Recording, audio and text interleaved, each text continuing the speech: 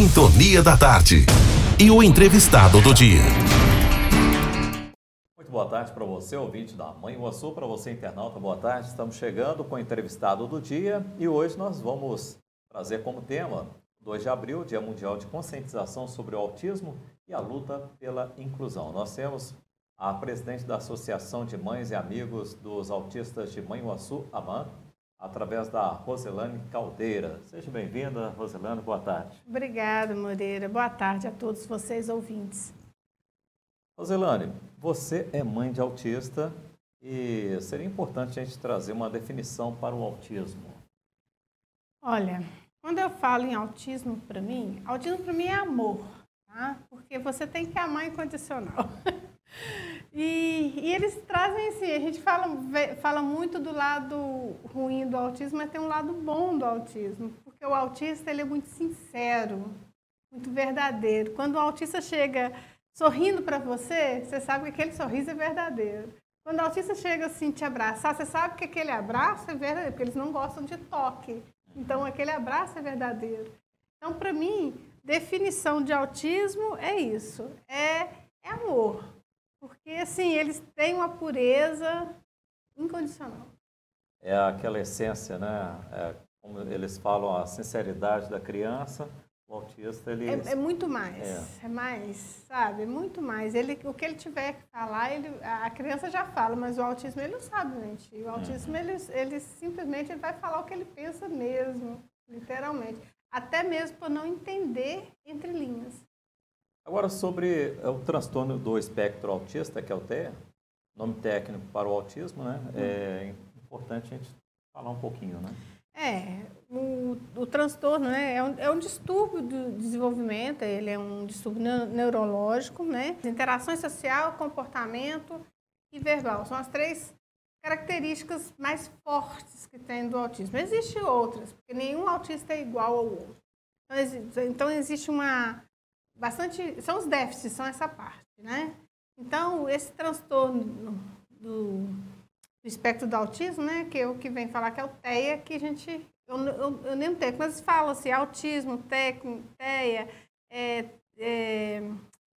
transtorno global do desenvolvimento, que acaba pegando um pedacinho e aí vem, né? Agora, em termos da Associação de Mães e Amigos dos Autistas de Manhuaçu, como surgiu essa iniciativa? A AMAN tem uma história até bonita, vou falar assim, porque começou tudo com uma reunião, foi no dia 29 de julho de 2019. O Rodrigo convidou as mães para uma reunião, porque estava tendo muita demanda, o pessoal reclamando. E aí, nessa reunião, a gente conheceu outras mães. E no conhecer essas outras mães, a gente teve a oportunidade de começar a se reunir. Aquelas mães, aí nasceu essa vontade de montar uma associação. Organizada. Então, assim, porque, igual eu te falei, eu já sempre difundi o autismo, falava sobre essa questão de conscientização, mas não tinha um grupo de mães. E aí surgiu um grupo de mães. Hoje o grupo é tão forte, assim, que a gente vê que nós conseguimos montar essa associação.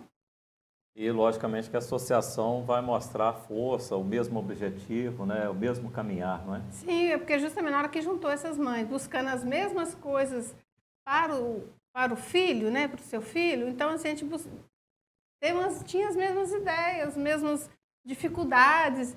Então, foi através daquilo ali que veio nascer essa associação. E a associação, ela é formada por uma diretoria de pais e também integrantes, né? Que são pessoas que atuam de forma voluntária. A associação ela é totalmente de pais, são formadas toda a diretoria de pais. Nós temos algumas pessoas que nos ajudam voluntariamente, que não têm filho autista, que nos ajudam, que abraça a causa, mas nossa associação é toda de pais. É a oportunidade também dos pais difundirem, igual você disse, né? Conhecimento e essa vivência, né, diária. A troca de experiência é muito importante no autismo, porque eu posso estar vivendo um luto, uma situação com meu filho e que outra mãe possa estar convivendo ou já passou por aquilo. Não que todos os autistas sejam iguais, não são, cada um é um. Mas às vezes uma situação, alguma comorbidade que aquela criança tem, que a outra também tem, e a gente possa trocar experiência. Então, essa troca de experiência, que a gente fala, troca de figurinha entre mães, isso ajuda muito, né? Até mesmo para elas verem que elas não estão sozinhas. E tem outras mães que vivem as mesmas dificuldades. E às vezes uma coisa pequena. Ah, meu filho aprendeu, sei lá, escovar dente. Ué, escovar dente é uma coisa simples. Dando exemplo. Meu, por exemplo, não bebe água. Então, quando eu vejo uma mãe falando que o filho bebeu água, eu fico impressionada. Então, são pequenas coisas que para outra pessoa, qualquer outra pessoa, fala assim, mas água, escovar dente, coisa boba. Seu filho tem 12 anos, não sabe escovar dente, não sabe a dificuldade que essa criança tem para conseguir essa parte motora de fazer esse leve, trás, todo esse processo. São muitas limitações e elas diferem também, igual você disse, né? Sim, porque o autismo ele pode ser... O autismo pode ser clássico, que a gente fala só autismo, mas ele pode vir com outras comorbidades, né? Então, tem algumas comorbidades que acaba, fala motor fino, né? Escrita, tem uns, sabem, são inteligentíssimos, mas não conseguem escrever. Sintonia da Tarde, com Moreira Lopes. Nós estamos conversando com a Rosilane Caldeira, ela é presidente da Associação de Mães e Amigos dos Autistas de Mãe Uassuamã. Rosilane, agora, em termos ainda da associação, vocês realizam eventos, né, propagam esta realidade aí dos transtornos do espectro autista, não é isso? Sim, a gente, igual agora está chegando abril, né? Abril é um mês muito importante para a mãe, para a causa autista, porque 2 de abril é o Dia Mundial de Conscientização do Autismo. Nós aqui da AMAN, a gente já divulga o mês todo, a gente não fica só com o dia 2, não.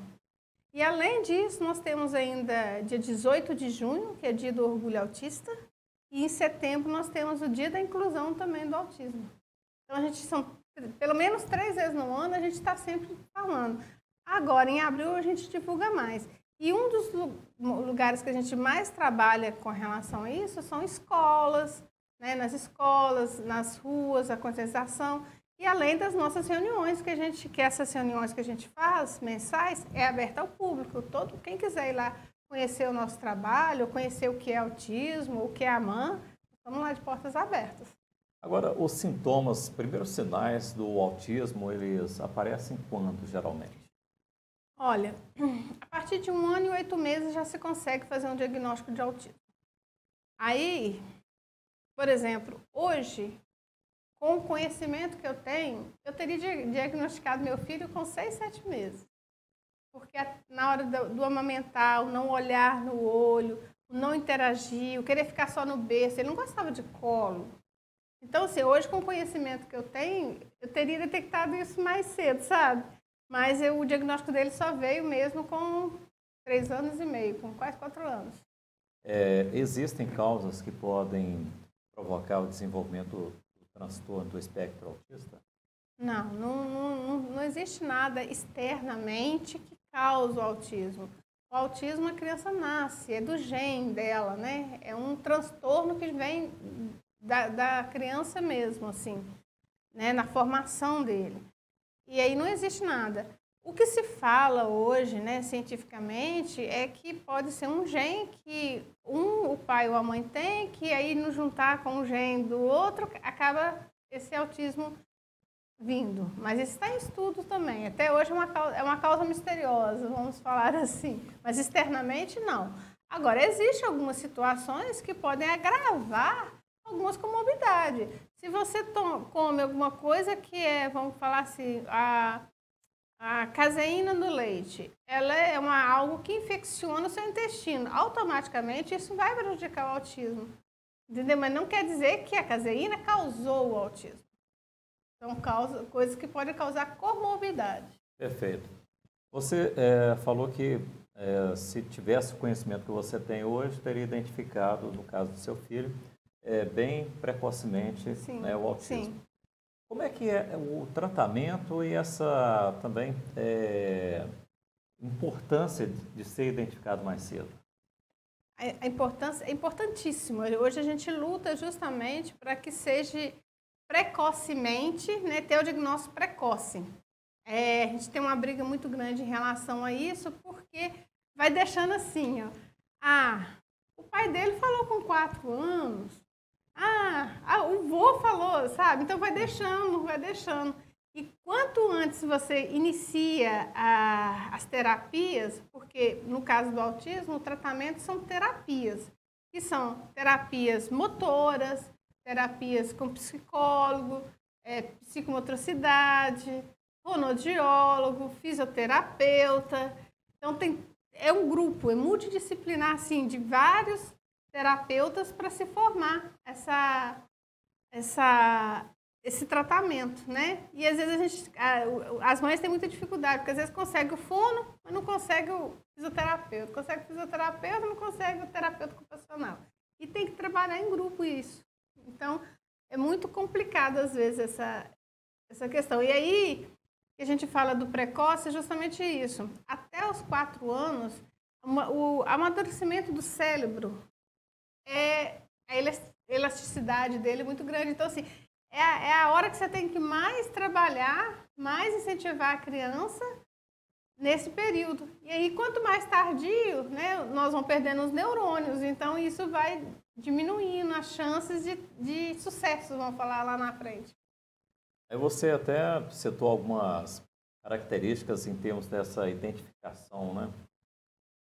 Elas variam bastante, pelo visto, né? Sim, nenhum autista é igual ao outro. Nenhum autista é igual ao outro.